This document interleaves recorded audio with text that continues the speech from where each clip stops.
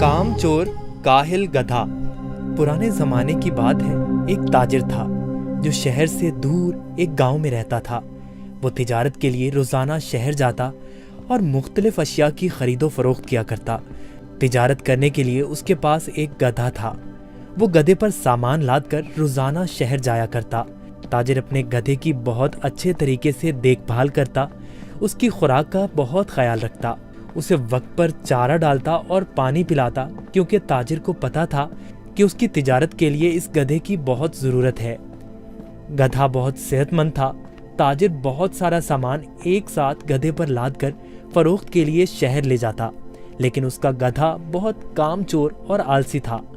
उसको भागना दौड़ना खाना पीना बहुत पसंद था। ओ, आज फिर शहर जाना पड़ेगा। मुझे हमेशा छुट्टियां क्यों नहीं हो जाती? मुझे छुट्टियां बहुत पसंद हैं। मेरे मालिक को तो हमेशा काम की ही पड़ी रहती है, पर मुझे फारिग रहना बहुत पसंद है। मेहनत करना तो बिल्कुल भी मुझे अच्छा नहीं लगता। ताजिर अपने गधे पर सारा सामान लाद कर शहर ले जाता और ताजिर को शहर जाने के लिए एक नदी को पार करना पड़ता था। शहर जाकर वो सारा सामान बेच देता। ताजिर को हर रोज बाजार की मांग के मुताबिक अशिया की तिजारत करनी पड़ती थी। कभी कपास तो कभी नमक, कभी सब्जियां तो कभी फल।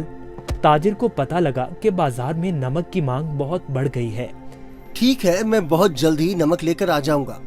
उसने अपने गधे पर 4 बोरियां नमक की लादी, पर उसको मालूम हो गया कि 4 बोरियों का वजन काफी ज्यादा है। ओहो, मेरा गधा इतना वजन नहीं उठा सकता। इसका वजन थोड़ा कम करना पड़ेगा, यही ठीक रहेगा।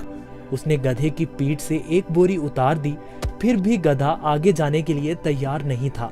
ताजिर को अपने गधे का तो बहुत ख्याल था, पर उसको अपने गधे का पता था कि वो बहुत कामचोर और आलसी है। उसने एक छड़ी गधे की पीठ पर मारी और उसे बाजार ले जाने की कोशिश करने लगा।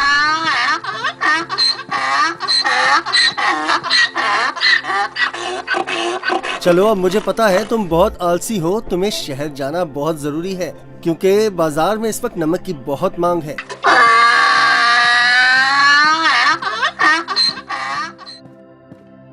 ताजिर ने सारा नमक फरोख्त कर दिया। ओहो, सच में बाजार में नमक की बहुत मांग है। ताजिर ने फिर रोज की तरह शहर में नमक फरोख्त करना शुरू कर दिया।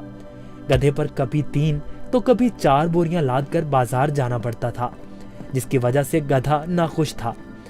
पर वापसी पर गधा बिल्कुल खाली आता और बहुत खुश होता। रोज की तरह ताजिर ने फिर से 4 बोरी गधे की पीठ पर लादी और शहर की तरफ निकल पड़ा। जब वो नदी के पास पहुंचा तो उसे पानी ज्यादा नजर आया।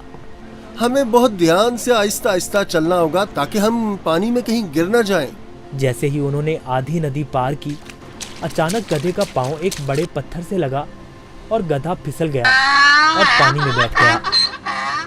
ओहो, तुमने ये क्या किया? बोरियां तो अभी भी मेरी पीठ पर हैं, लेकिन मुझे इतना वजन महसूस नहीं हो रहा। ये एक जादुई नदी है। गधा इस बात से हैरान था कि नदी में फिसलने की वजह से उन बोरियों का सारा नमक नदी में घुल गया था और बोरियों में से नमक खत्म हो चुका था, जिसकी वजह से गधे को वजन महसूस नहीं हो रहा था, क्योंकि बोरियों में नमक बचा ही नहीं था, सब खत्म हो चुका था। ओहो, मेरी सारी मेहनत जाया हो गई। अब मैं शहर जाकर क्या करूंगा? सारा नमक तो बह गया है। शुक्र है खुदा का, मेरा गधा तो सही सलामत है। गधे को कुछ नहीं हुआ। अब शहर जाने का कोई फायदा नहीं, मुझे अब घर जाना चाहिए। वाह, कोई वजन भी नहीं और काम भी नहीं। ये तो कमाल की नदी है। फिर अगले दिन ताजिर ने 4 बोरियां गधे की पीठ पर लाद दी और शहर की तरफ निकल पड़ा।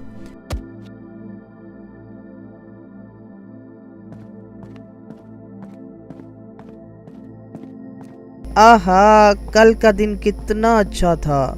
कोई काम भी नहीं करना पड़ा था।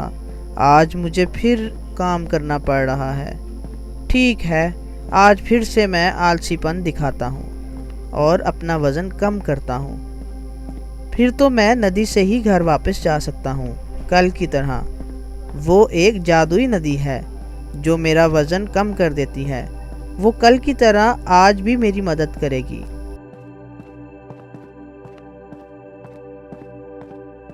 ताजिर उस दिन गधे की चालाकी से बिल्कुल बेखबर था।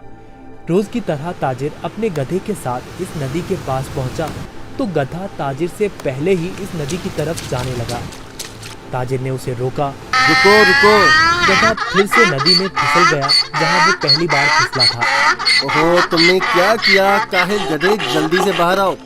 लेकिन बहुत देर हो चुकी थी। बोरियों का सारा नमक नदी में घुल गया। गधे को अब कोई वजन महसूस नहीं हो रहा था। वाह, ये हुई ना बात।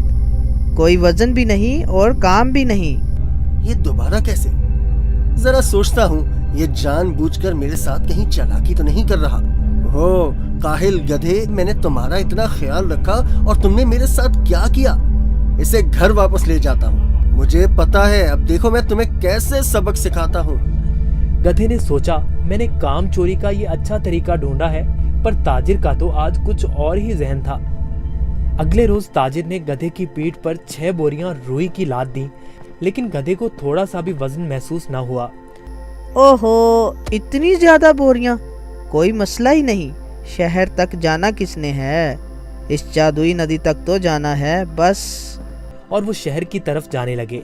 जब वो नदी के पास पहुंचे तो अचानक से गधा नदी पार करने लगा और उसी जगह पर फिसला जहां वो पहले फिसलता था। ताजिर बाहर खड़ा होकर ये सब मंजर देख रहा था। ओहो, ये मेरी पीठ पर इतना वजन कहाँ से आ गया?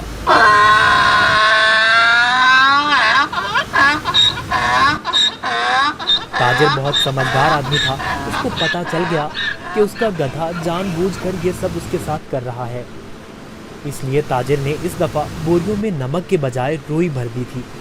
जैसे ही गधा नदी में फिसला तो रुई ने पानी जज्ब कर लिया और गधे की पीठ पर वजन ज्यादा हो गया। हाँ, तुम मुझे इतने दिनों से बेवकूफ बना रहे थे। तुम्हारी इस हरकत से मेरा बहुत नुकसान हुआ है। तुम्हें इस बात का अंदाजा भी है क्या? अब तुम इसी तरह बोरियों के साथ घर जाओगे।